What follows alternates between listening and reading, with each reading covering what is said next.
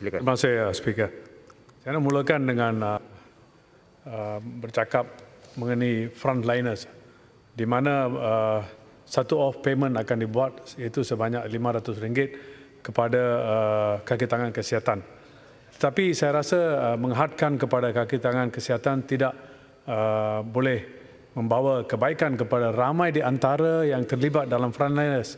Ada juga pegawai-pegawai polis dari PDRM dan baru-baru ini 10,000 orang telah dikuarantin. Kenapa mereka yang terlibat dengan COVID yang adalah juga frontliners dan di antaranya 200 orang dikatakan terlibat dengan ada COVID.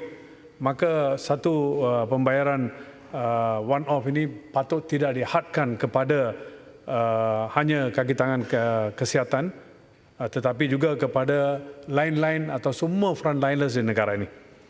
Kedua adalah mengenai inisiatif berlanjutan sistem insurans pekerjaan kerajaan. Kerajaan bercadang untuk memperuntukkan sebanyak 150 juta kepada 130,000 pencari kerja.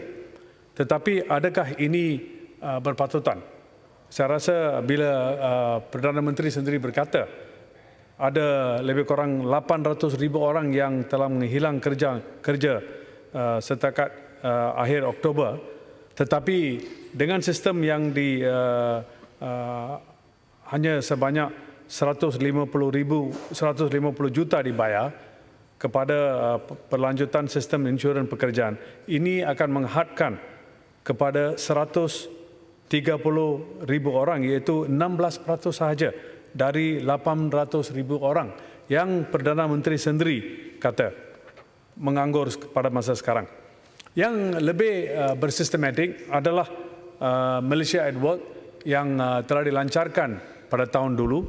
Saya mohon agar ia dikaji balik supaya ia dapat dilancarkan, termasuk dengan graduate at work, apprenticeship at work, women at work dan sebagainya.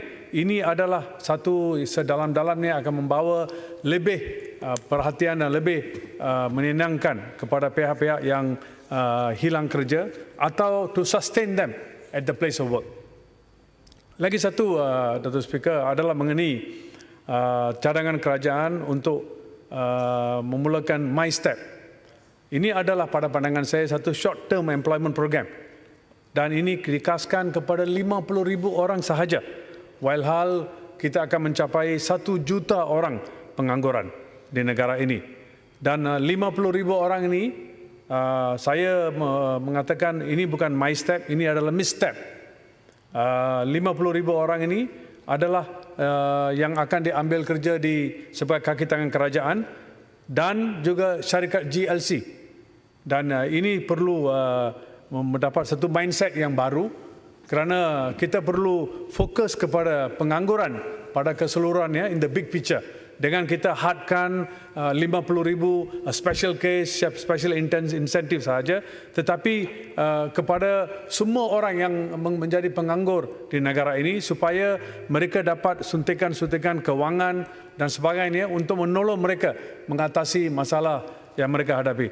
Datuk Yang Bertuah, ramai di antara pekerja-pekerja yang menghilang pekerjaan adalah di sektor tourism dan juga hotel-hotel. Baru-baru ini bila saya mengadakan sesi dialog dengan pekerja-pekerja hotel, mereka menghadapi masalah pemotongan gaji di antara 25% dan bawah dan atas. Dan ini menyusahkan mereka. Dan ini apakah yang kita buat sekarang adalah untuk mencari jalan untuk mereka mendapat kerja yang lain. Mana ada kerja yang lain selain kalau nak kerja dengan kerajaan dan swasta tidak ada tempat atau untuk expand bisnes mereka. Dan ini perlu perhatian kerajaan kerana ramai di antara yang berkeluarga dan anak-anak susah dan ramai di antara mendapati to see food on the table menjadi masalah. Datuk Yang Bertuah, saya menjalankan di service center saya pada setiap hari Jumaat dan Sabtu, soup kitchen. ramai di antara orang yang saya tak boleh fikir bahawa keadaan mereka bila mereka menjadi penganggur, mereka datang dengan keluarga mereka. Betul. Setiap Jumaat dan setiap Sabtu, itu permulaan, kita telah berfungsi lebih 2 bulan. Dan saya berpendapat orang-orang macam ini perlu mendapat pertolongan yang luar biasa. Kerajaan perlu mengagihkan melalui NGO terlibat dengan kita supaya ramai di antara mereka yang menghadapi masalah sedemikian tidak terlepas atau don't get the necessary benefits. Sekurang-kurangnya to see food on the table. Itu saya rasa yang mustahak. Kalau soup kitchen ini, saya rasa bila saya memulakan di service center saya tak sangka langsung ini akan menjadi satu yang hangat. Tetapi sekarang oleh kerana CMCO di Perak, mungkin kita perlu berhentikan perkara tersebut. Tetapi macam mana mereka akan menghadapi kelaparan mereka? Macam mana anak-anak mereka? Macam mana keluarga mereka? Apakah kerajaan akan memberi suntikan kewangan kepada pihak-pihak berkenaan, kepada NGO untuk mengatasi masalah ini? Datuk Yang Bertuah, pada tahun 2012 dan 2013, kerajaan telah melancarkan pembangunan sekolah jenis kebangsaan Tamil, projek-projek, dan saya difahamkan banyak di antara projek-projek ini masih berjalan, dan Kementerian Pendidikan saya nak tahu apakah berapakah target dia dan berapa banyak lagi anggaran wang yang belum digunakan. Saya juga nak tahu, Datuk Yang Bertuah, baru-baru ini semasa projek ini dilancarkan, difahamkan bahawa kontraktor-kontraktor India akan diberi keutamaan untuk menjalankan kontrak-kontrak sedemikian, tetapi sekarang mereka menghadapi masalah kerana kerajaan tidak memilih mereka dan tidak memberi keutamaan kepada mereka, walaupun ini adalah perjanjian pada tahun 2012 dan 2013. Dan juga pada bajet 2020, sebanyak 50 juta telah diagihkan kepada sekolah jenis kebangsaan Tamil. Dan berapakah sebanyak ini yang telah dibelanjakan dan berapakah sekolah baru yang akan dibina dalam hal ini? Dan mengikut Yang Berhormat, ada soalan. Sebagai seorang bekas menteri, kalau sesuatu pembentangan bajet tidak menyatakan dengan jelas jumlah yang akan diagihkan kepada sekolah-sekolah Tamil, tetapi selepas isu ini menjadi kontroversi dan persoalan-persoalan dibangkitkan, tiba-tiba kita lihat Yang Berhormat Tapah telah membuat satu kenyataan kemarin.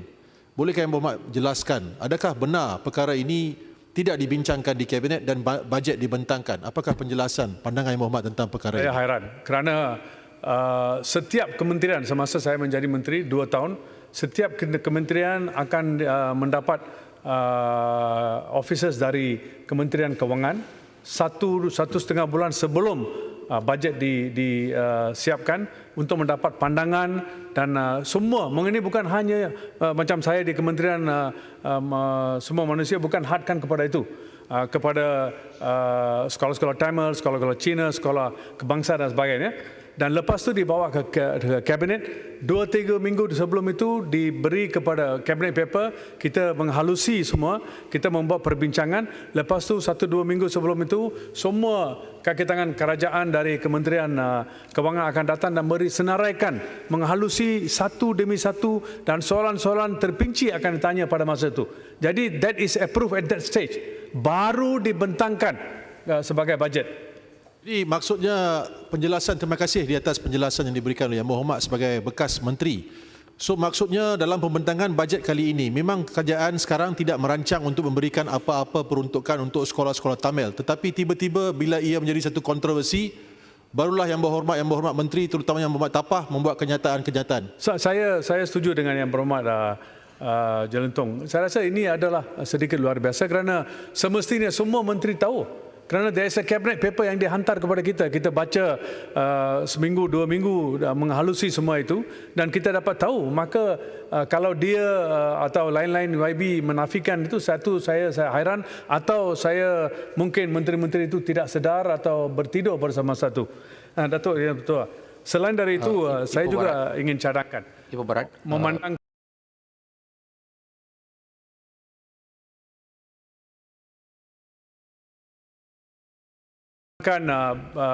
B40 di negara ini adalah satu golongan Ipoh yang Barat, sangat mustahak. minta laluan boleh? Batu Gajah. Terima kasih Yang Berhormat Ipoh Barat.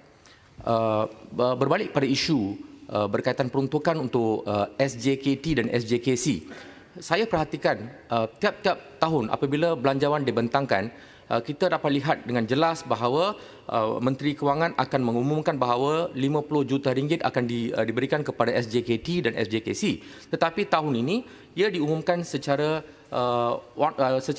keseluruhan, iaitu 800 juta untuk sekolah-sekolah, bantuan penyelenggaraan sekolah-sekolah. Jadi saya rasa amat peliklah. Kenapa 50 juta yang diumumkan tiap-tiap tahun itu tidak diumumkan untuk tahun ini? Saya rasa mungkin ada udang di sebalik batu di mana peruntukan itu dikurangkan untuk SJKT dan SJKC. Apa pandangan Yang Berhormat? Dan saya minta supaya Menteri Pendidikan dalam Dewan Rakyat memberi satu penjelasan tentang perkara ini dan beritahu kepada Dewan Rakyat bahawa tahun ini juga 50 juta akan diberikan kepada SJKT dan SJKC. Apa pandangan Yang Berhormat? Sekurang-kurangnya 50 juta. Saya ingat mungkin boleh lebih dari itu. Tetapi saya hairan kenapa terpenci ni baru kita dapat tahu mengenai mungkin ini dicadangkan semasa dalam kabinet saya rasa, tetapi ini semua mesti diketahui umum oleh semua ahli kabinet.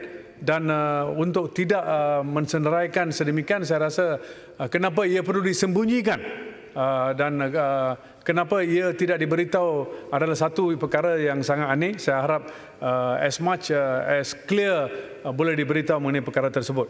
Mengenai B40 yang saya kata sebelum ini, kita ada di Malaysia yang berhormat Speaker 2.780,000 orang yang dalam golongan B40.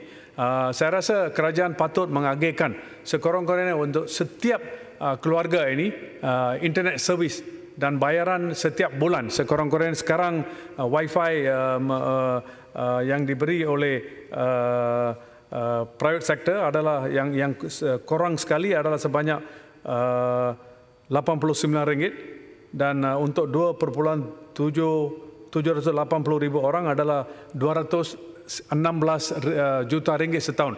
Saya rasa ini mustahak. Nombor satu adalah kerana B40 perlu pertolongan sedemikian. Nombor dua, anak-anak yang duduk di rumah, yang perlukan online dan sebagainya, jangan kita tidak mempedulikan mereka. Because they are B40, they are target group, they need help.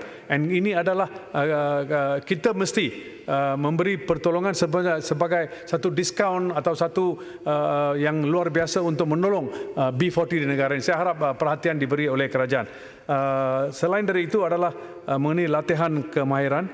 Datuk Bertuah, sekarang di negara ini kita hanya ada lebih kurang 27% saja yang mendapat kemahiran tertentu, walhal di negara-negara maju adalah di lingkungan 50% ke atas.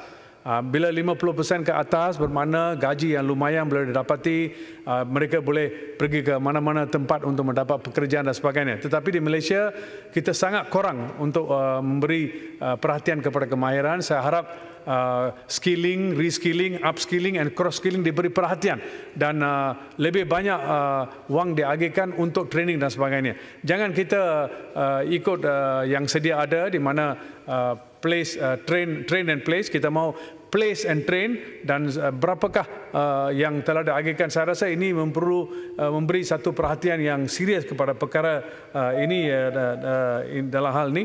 Dan saya juga khawatir, Datuk Yang Bertuah, bahawa ramai di antara ini yang place and train dan sebagainya yang telah mendapat training tetapi tidak ada kerja. Jadi macam mana kita dapat mengetahui atau mengesahkan sedemikian? Kita ada satu sistem known as tracer. Dulu dalam in equity we learn tracing. Sedemikian human resources they got tracer, supaya kita dapat tahu bila kita membelanja wang kepada kemahiran pekerja-pekerja, kita dapat tahu, atau penganggur, kita dapat tahu adakah pekerja-pekerja telah mendapat kerja, bukan setakat on the paper sahaja bahawa dia ada kerja dan sebagainya. Ini perlu memberi perhatian yang serius, Datin Ketua, supaya golongan yang sedemikian dapat mengatasi perkara ini. Akhir sekali mengenai TVET, saya harap kerajaan peruntukan sebanyak RM300 kepada PTPK sebenarnya tidak cukup. Saya harap tindakan diambil untuk menghalusi ini dan memberi lebih penekanan supaya lebih anak-anak kita dan pekerja-pekerja negara ini dapat training yang penuh. Terima kasih. Terima kasih Yang Berhormat Ibu Barat.